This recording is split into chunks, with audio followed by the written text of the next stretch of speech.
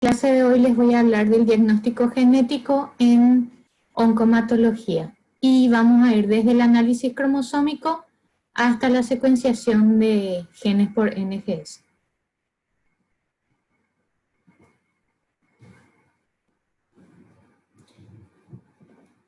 Entonces, tenemos que tener en cuenta que todos los conocimientos sobre citogenética, biología molecular y genómica juegan un papel esencial en el diagnóstico y pronóstico de la mayoría de las patologías hematológicas, para lo cual se utilizan diversas baterías de ensayo para definir tratamientos específicos para las diversas patologías y también para definir y buscar terapias dirigidas a una diana específica, así como también la evaluación de la respuesta a un determinado tratamiento. Por tanto, es necesario que los médicos que trabajan dentro del área de hematología tengan suficiente entendimiento de los conceptos básicos de todo lo que es biología celular y genómica, así como las baterías de ensayo involucradas al mismo, para poder comprender justamente los nuevos avances y poder trasladarlo a la práctica clínica. Entonces, en esta clase vamos a hablar de todo lo que es el diagnóstico genético en oncomatología, desde lo que es citogenética convencional, que ahora vamos a iniciar con citogenética convencional, hasta el análisis de mutaciones por NGS. En esta lámina se identifican las técnicas rutinarias que se utilizan en el laboratorio de diagnóstico, que son el cariotipo con bandeo G, técnica de Fish, que corresponde a todo lo que es la citogenética molecular. Esto se hace a partir de nuestra muestra, que se envía en el tubo verde que tiene nuestra muestra de sangre o muestra de médula ósea con heparina. Para el cariotipo se tiene que hacer un cultivo celular de la muestra, detener las células en metafase, porque si yo quiero observar cariotipo necesito observar células en división, específicamente en metafase. Luego tengo que eliminar el citoplasma mediante un choque hipotónico para ver el bandeo añado tripsina y se tiñe con Giemsa. El resultado es el cariotipo con bandeo G. Posteriormente voy a hacer el análisis de 20 a 30 metafases teñidas. Utilizando la misma muestra se puede hacer FISH. Se extienden las células, pero normalmente se trabaja con células en interfase. También se puede hacer células en metafase. En un porta se hibrida y las zonas de interés y se cuenta de 100 a 200 núcleos. Con una sola muestra se pueden hacer ambas técnicas. También puedo guardar mi muestra a menos 20 grados centígrados para posibles reevaluaciones diagnósticas en el futuro. Como ya habíamos mencionado en la clase anterior, es preciso trabajar con un diagnóstico integral, como ya lo mencionamos, pero es importante tener en cuenta qué técnica voy a utilizar. Bueno, si es necesario hacer solamente FISH o realmente es necesario ir a un análisis por NGS o un análisis con PCR. Entonces, evitando evaluaciones innecesarias que tengan gastos innecesarios.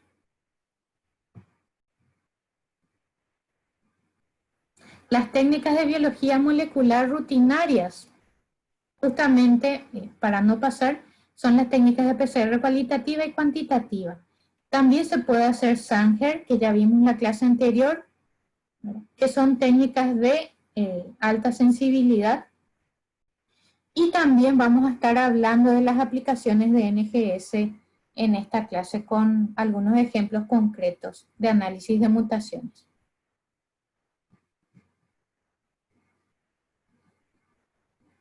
Para hablar de diagnóstico en citogenética debemos recordar las alteraciones cromosómicas, que pueden ser numéricas o estructurales. Entre las numéricas tenemos las aneuploidías, en donde hablamos de un cromosoma de más o un cromosoma de menos, y las euploidías, en donde hablo de una duplicación del juego completo de cromosomas. También puedo hablar de alteraciones cromosómicas estructurales. En ese caso, puedo hablar de lesiones que pueden ser intersticiales o terminales, es decir, ruptura de un fragmento y pérdida de un fragmento del cromosoma. Puedo hablar también de inversiones que pueden ser paracéntricas o pericéntricas si es que involucran la región del centrómero.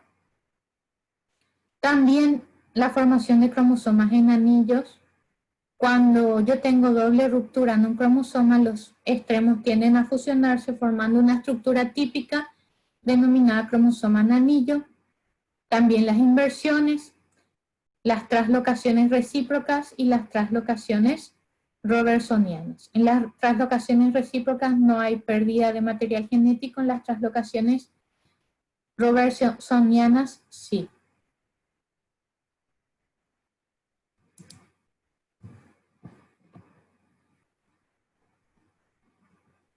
En la siguiente lámina observamos un cromosoma representativo con bandeo G,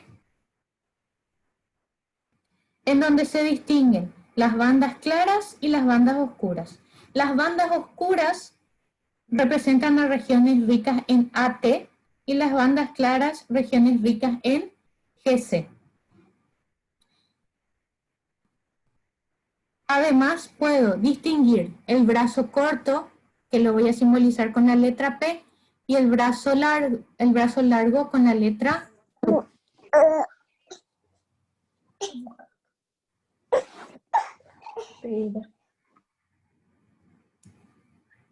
Además, puedo observar también el cariotipo humano, tanto el masculino como el femenino, donde identifico los 22 pares de autosomas y el par sexual, para el masculino XY y para el femenino XX,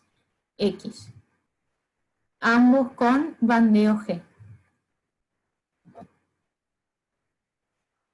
El primer marcador descubierto fue el cromosoma Filadelfia, eso ya también lo mencionamos en la clase anterior, que se ha visto posteriormente que se debe a una translocación del cromosoma 9 y 22, característico de la leucemia mieloide crónica, y este puede ser identificado con un bandeo G en células en división, o también yo podría observar los genes de fusión BCR-ABL con la técnica de Fish, en donde usaría marcadores específicos para observar esta alteración.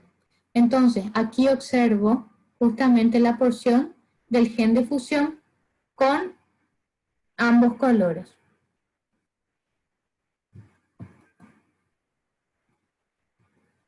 Ahora, cuando hablo del diagnóstico genético para síndromes mielodisplásicos, una de las alteraciones frecuentes en los síndromes mielodisplásicos es la de lesión en el brazo largo del cromosoma 5.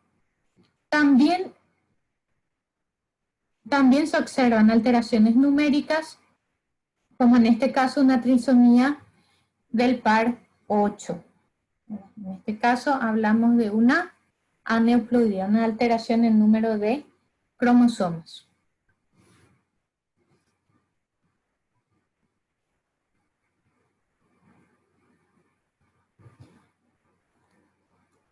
Acá observamos la distribución de alteraciones citogenéticas relacionadas justamente a los síndromes mielodisplásicos. Estas alteraciones cromosómicas recurrentes en este síndrome sirven para hacer una estratificación de riesgo citogenético con un valor pronóstico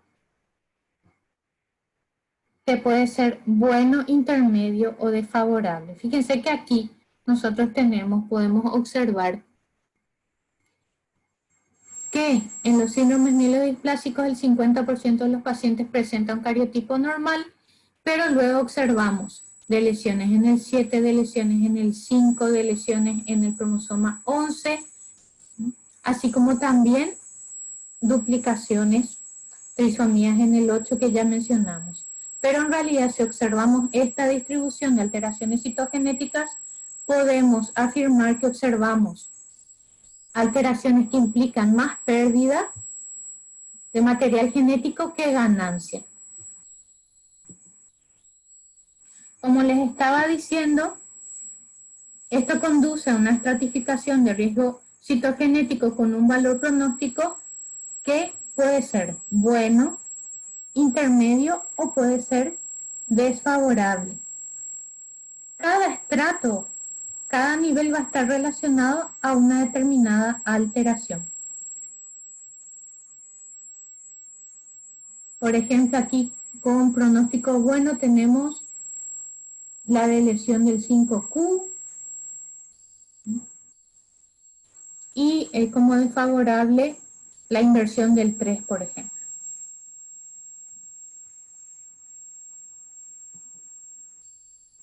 En los casos de cariotipo normal se han hecho estudios mutacionales y se han encontrado que muchos genes se encuentran recurrentemente mutados en esta patología. Es decir, que además de las alteraciones cromosómicas, tenemos mutaciones recurrentes. Entonces, yo necesito hacer estudios de estas mutaciones, para lo cual yo puedo hacer un análisis de PCR. Puedo utilizar la secuenciación masiva haciendo NGS y en este caso puedo utilizar paneles haciendo hincapié justamente en las regiones hotspot de los genes que a mí me interesan que forman parte de mi panel. También podría hacer un análisis de todo el exoma. Y en realidad en la práctica clínica no se hace el estudio completo del genoma, sino que se utiliza más bien en investigación. En la práctica clínica se hacen más bien, se utilizan paneles específicos relacionados a determinadas patologías. Para recordar la técnica que habíamos descrito en la clase anterior, hacíamos una extracción de ADN. Luego, posteriormente, hacíamos el preparado de nuestras librerías, generábamos los clústeres que luego eran llevados a nuestro secuenciador, se secuenciaban esos segmentos y obteníamos los reads, que posteriormente eran analizados para obtener las variables de interés. Lo último que yo tenía que hacer es filtrar las variables que son de interés para mi patología, para lo cual utilizo diversas bases de datos, como ClinVar, Cosmic.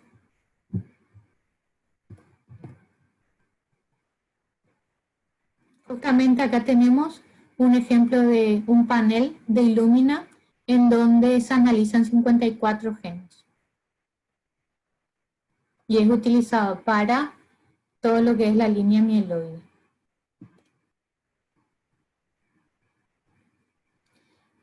Entonces, actualmente se están describiendo firmas mutacionales asociadas con alto riesgo molecular y que pueden llegar a tener mal pronóstico. Esto está ya entrando en los scores para definir a los pacientes de bajo o alto riesgo que requieren tratamientos específicos. Es decir, que las nuevas mutaciones que se van incorporando entrarán pronto dentro del sistema de estratificación con las técnicas moleculares. Se ha visto que las mutaciones en los síndromes mielodisplásicos que están relacionados justamente a los procesos de transcripción, los procesos de señalización celular, los procesos de epigenéticos relacionados con la metilación, también con la modificación del ADN y el esplasiosoma. Son genes que están relacionados a esta patología. Entonces acá en esta lámina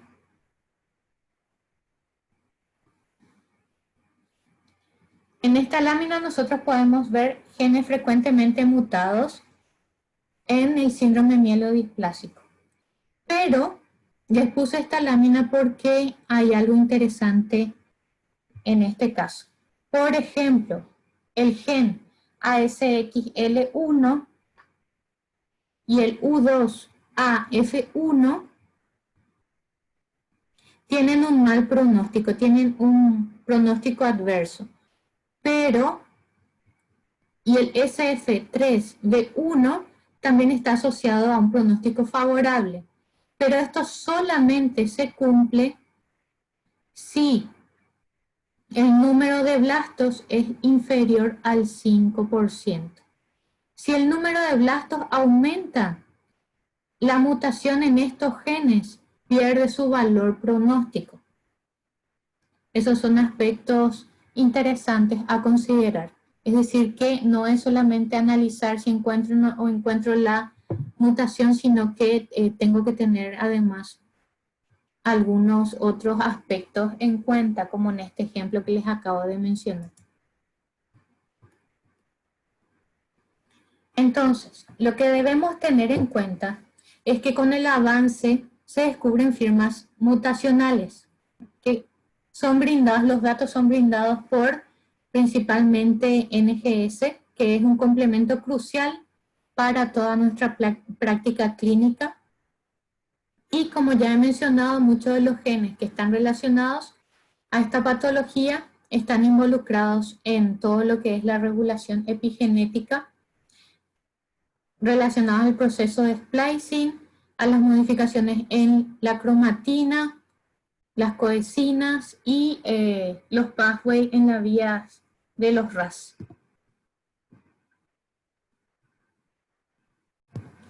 Ahora, si hablamos de los marcadores moleculares para la leucemia mieloide aguda, hay un trabajo interesante que fue realizado por Cancer Genome Atlas Research Network, en donde se analizaron 200 pacientes. Y en esos 200 pacientes hicieron el análisis del exoma o el análisis completo del genoma. Estos pacientes son pacientes con leucemia mieloide aguda. En esos pacientes se encontraron 23 mutaciones, 23 genes mutados recurrentes.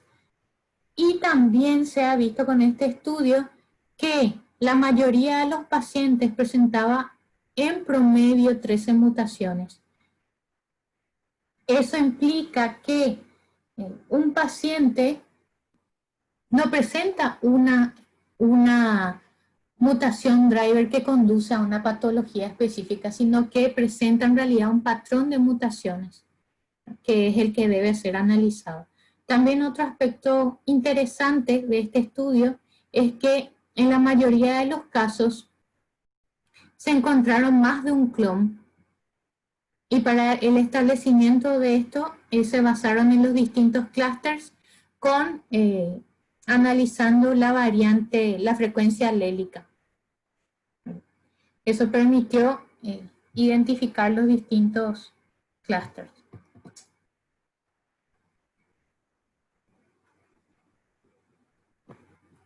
Entonces, aquí tenemos los marcadores moleculares para la leucemia mieloide aguda.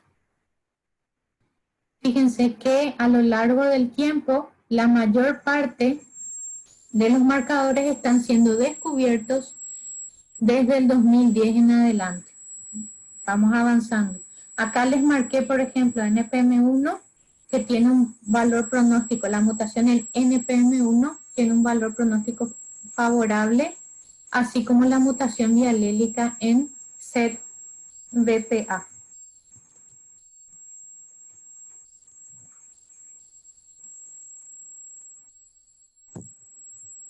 Entonces, en este caso, observamos los marcadores moleculares y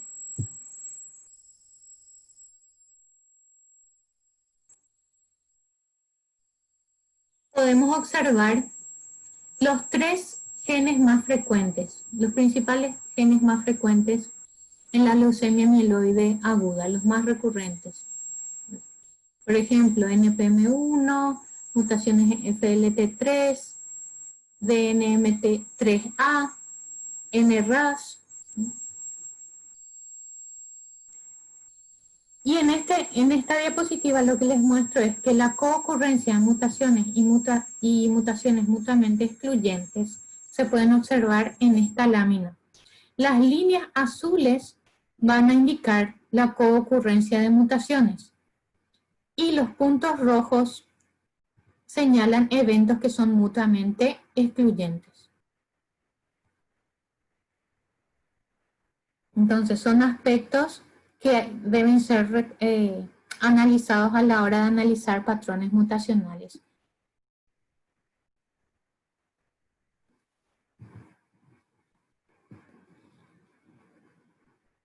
También se puede desglosar las mutaciones en clases funcionales.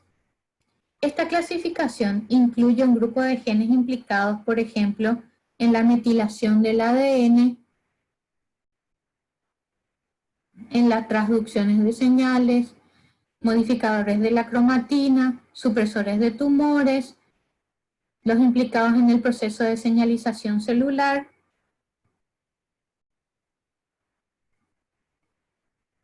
lo que hace que la leucemia mieloide aguda sea tan compleja es que estas anormalidades mutacionales puedan estar presentes cooperando entre sí.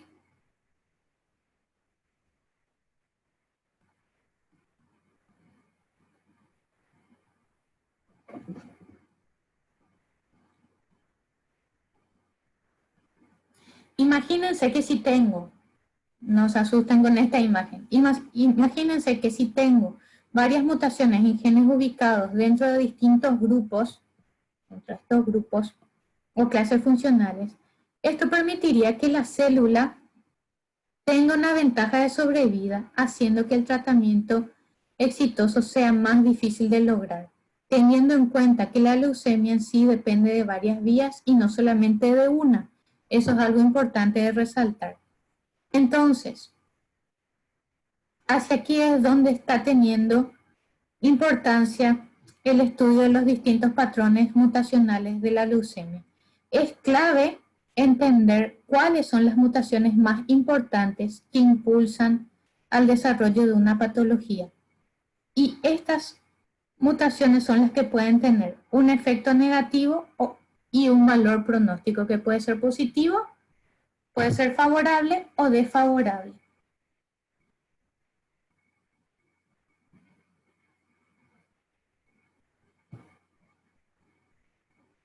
Ahora, en esta diapositiva les muestro la distribución de los subgrupos de leucemia mieloide aguda definidos citogenética y molecularmente en adultos jóvenes. El estudio estaba hecho en adultos de no más de 65 años de edad. Entonces, si se fijan bien en la diapositiva, podrán observar que la leucemia en sí se caracteriza por la presencia de reordenamientos cromosómicos equilibrados. Y por ejemplo, aquí la translocación 821. Estas translocaciones son conducentes a la generación de oncoproteínas quiméricas que se consideran conducentes en la patogénesis de la enfermedad.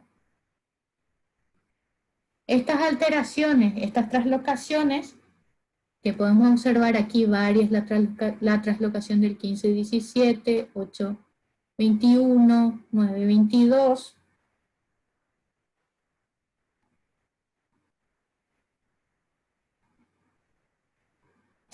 estas translocaciones, como les estaba diciendo, son mutuamente excluyentes de las mutaciones en el gen NPM1, CPA,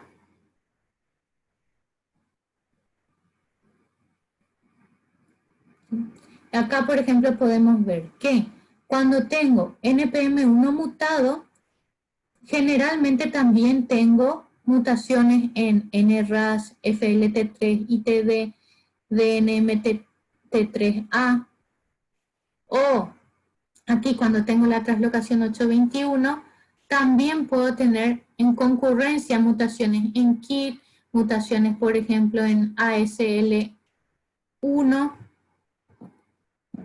Entonces, tengo que tener cuidado al momento del pronóstico para el paciente. Porque si observan en esta diapositiva, ya pueden ver la relación que hay entre las distintas mutaciones y alteraciones citogenéticas.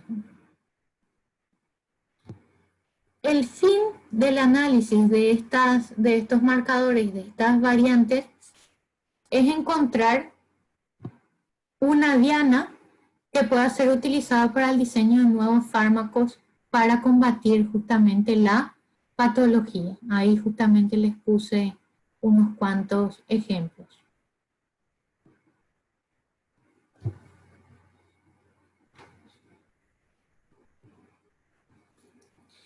Ahora, en este caso les voy a mostrar dos sistemas de estratificación de riesgos. Porque, como vimos también en el caso anterior, justamente este patrón mutacional complejo me va a conducir, y ya está conduciendo en el presente, pero también con mayor relevancia en el futuro, a la estratificación de la patología. Entonces, voy a hablar de dos sistemas de estratificación. El primero es el de European Leukemia Net, que estableció un sistema de estratificación de riesgo teniendo en cuenta el pronóstico, que lo podemos distinguir en favorable, intermedio 1, intermedio 2, adverso. Estas categorías incluyen alteraciones citogenéticas como mutaciones puntuales, tanto las translocaciones, las inversiones, así como también las mutaciones puntuales, por ejemplo en NPM1,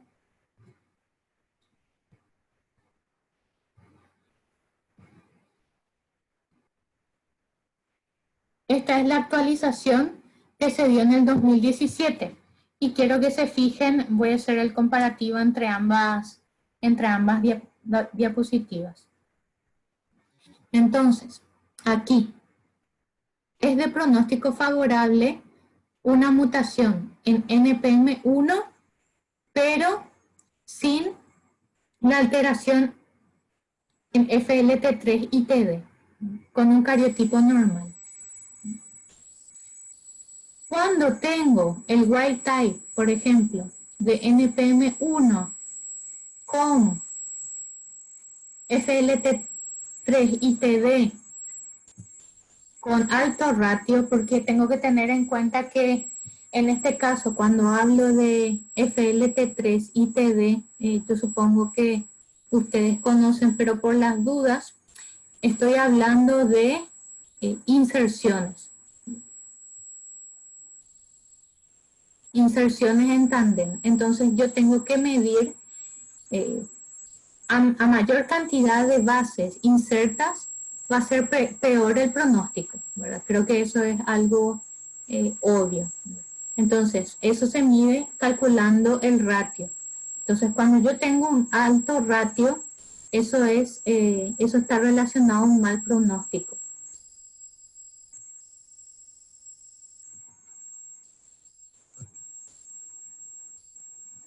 Ahora, en la modificación lo que vemos es que, además de verse como favorable la mutación en NPM1 sin FLT3 y TD, también se ve como pronóstico favorable la mutación en NPM1 con FLT3 y TD con bajo ratio. Y también fue incluido con pronóstico adverso el NPM1 wild type sin la mutación con FLT3 y TD con alto ratio. Y las mutaciones en RAMX1, ASLX1 y TP53, que ya se conoce bastante bien, también en otras patologías está relacionado a un pronóstico adverso. Ahora les puse este trabajo, ¿por qué? Porque este trabajo en sí, realizado por Adams en el 2018, hace 2 años, cuestiona justamente esta clasificación, esta última.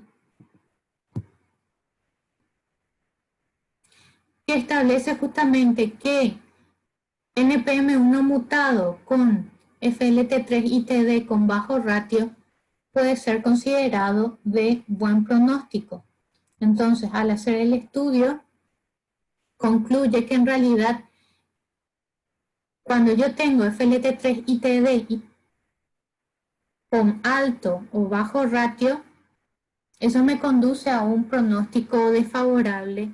Por tanto, por más de que yo tenga la mutación en NPM1, yo lo debo considerar como de riesgo intermedio.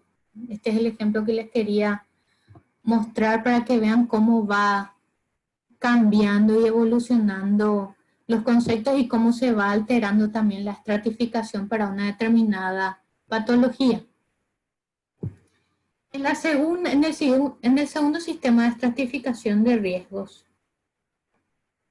el del National Comprehensive Cancer Network, este es un sistema de estratificación de riesgos mucho más sencillo, pero aquí hay algo interesante.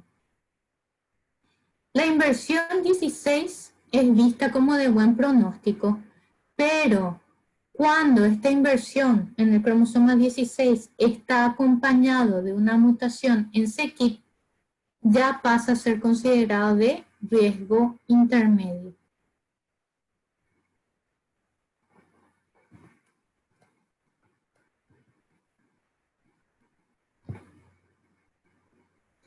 Y para ir cerrando ya de a poquito, también les quiero mostrar con este estudio que se vio entre los resultados que a mayor cantidad de mutaciones en genes oncogénicos disminuía la probabilidad de tener un buen pronóstico. Y también se ha visto que los resultados de patrones mutacionales realizados en muestras tomadas de médula ósea y sangre periférica daban resultados similares, extrapolables. Acá vemos los distintos genes ya en esta tablita con pronóstico favorable y pronóstico desfavorable para la leucemia mieloide aguda y para el síndrome mielodisplásico. Entonces fíjense que aquí FLT3 o FLT3, como quieran denominarlo, está relacionado a un pronóstico desfavorable. Pero tienen que tener en cuenta que esta clasificación en realidad se va a ver alterada justamente por la llegada de los inhibidores de la tirosina quinasa. ¿Por qué? Porque si yo tengo una mutación y puedo tratar no solamente con quimioterapia, sino que además de la quimioterapia con inhibidores de tirosina quinasa, entonces en realidad va a variar mi clasificación. Y en cuanto al TP53, ya se conoce que es de mal pronóstico, pero se incrementa aún más cuando es acompañado por cariotipos con alteraciones complejas. Acá les puse este cuadrito en donde les muestro un comparativo de los distintos genes y su recurrencia en las distintas patologías. Por ejemplo, el FLT3, característico de la leucemia mieloide aguda. Mutaciones en KIT, pueden ver. También, y bueno, este es un cuadrito que les dejo como para que puedan ustedes ir mirando. Y acá, por ejemplo, en el caso de TP53, que ya dijimos que está relacionado a un pronóstico desfavorable. El objetivo es siempre buscar variables de susceptibilidad que nos puedan brindar información para el diagnóstico, pronóstico, que tengan algún valor predictivo, que nos sirvan de blanco para terapias personalizadas o que puedan ser utilizadas para estratificar una determinada patología. Aquí les dejo de vuelta las bases de datos génicos que pueden ser utilizados para encontrar variables de relevancia. Y como conclusión, tenemos que la citogenética convencional y la molecular son herramientas esenciales para el diagnóstico genético en oncomatología, que NGS es una herramienta eficaz para la evaluación de variantes a partir de una pequeña cantidad de muestra, pero que me permite identificar firmas mutacionales que pueden tener un impacto importante en el manejo de los pacientes. También vimos bastante en esta clase que los patrones mutacionales son complejos. Muchos y la mayoría de los pacientes presentan más de una mutación driver. Y el mayor conocimiento de la biología de los tumores hematológicos, junto con la disponibilidad de las tecnologías de secuenciación cada vez más costes efectivas, hace que más estudios genéticos se estén incorporando a la rutina clínica. Los datos mutacionales están jugando un papel cada vez más relevante a nivel clínico como una herramienta potencial para mejorar el diagnóstico, la prognosis, la clasificación y para la definición del tratamiento hacia una terapia personalizada. Muchas gracias.